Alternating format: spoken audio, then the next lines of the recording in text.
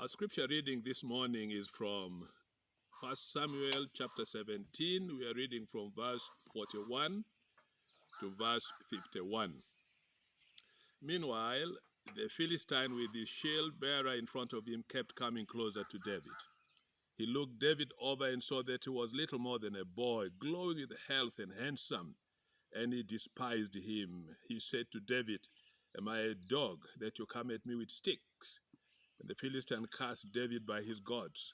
"Come here," he said, "I'll give your flesh to the birds and the wild animals." David said to the Philistine, "You come against me with sword and spear and javelin, but I come against you in the name of the Lord Almighty, the God of the armies of Israel, whom you have defied. This day the Lord will deliver you into my hands, and I'll strike you down and cut off your head. This very day I will give the carcasses of the Philistine army to the birds and to the wild animals, and the whole world will know that there is a God in Israel. And those gathered here will know that it's not by sword or spear that the Lord saves. For the battle is the Lord's, and he will give all of you into our hands." As the Philistine moved closer to attack David, David ran quickly towards the battle line to meet him. Reaching into his bag and taking out a stone, he slung it and struck the Philistine on the forehead. The stone sank into his forehead, and he fell downward, faceward on the ground. So David triumphed over the Philistine with a sling and a stone. Without a sword in his hand, he struck down the Philistine and killed him. David ran and stood over him and took hold of the Philistine's sword and drew it from the sheath. After he killed him, he cut off his head with a sword. This is a wonderful, beautiful scripture that talks about a young warrior who brought down a seasoned giant. A young warrior who brought down a seasoned giant. David faced the giant as an unequal contest. It's just like Uganda fighting with America, or a little cat waging war against a leopard or a lion. There is an unequal context here. The giant was a seasoned warrior. David was an amateur but anointed. The giant despised him.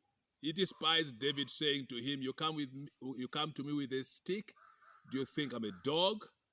For him, David, coming to him, looked like an insult from the Israelites' army. This is suicidal for David as far as the giant was concerned. You know, David was not intimidated by the giant or his weapons. He was not. He looked at the giant, his size. He looked at the armor bearer in front of him. He looked at the kind of weapons he had, the sword, the javelin, the spear. He was never intimidated. Because David knew there was something bigger, someone bigger and stronger in him, whose name is Jehovah.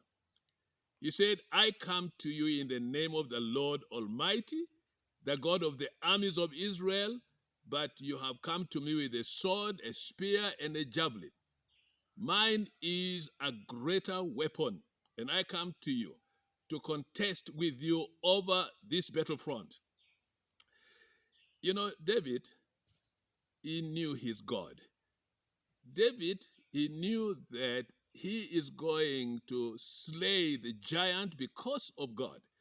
And the birds will eat the bodies of the enemies that will be knocked down by God. His God is bigger, his God is greater. And so the young warrior, because he knew that he had confidence in the God whom he believes in. Now that's where you also stand. You need to have confidence in your God. You need to understand that the God in you is greater than the enemy out there. 1 John 4 and verse 1 said, the one in you is greater than the enemy who is out there. And so that is a confidence that David had. And this young man is not just a small-bodied young fellow looking very young. No. He ran towards the battle line to meet the giant. He had the courage. He knew the battle belongs to God and not to him. He also knew that he can only use familiar things, and he is going to use a sling and a stone. On Monday, I told you, Gideon used a trumpet, a pot, and a torch. This young man is going to use a sling and a stone.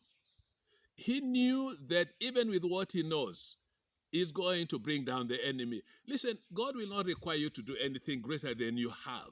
God knows what you have, and God is going to use what you have to confront any enemies coming your way, even today. The Lord will use what you already know, what you have. And what happened this time round? God anointed the stone with speed and force. And that stone, through a sling of a shepherd king, a shepherd boy, brought down the giant, great as he was. The God of David finished the battle. David did only what we call a mopping up. A mopping up.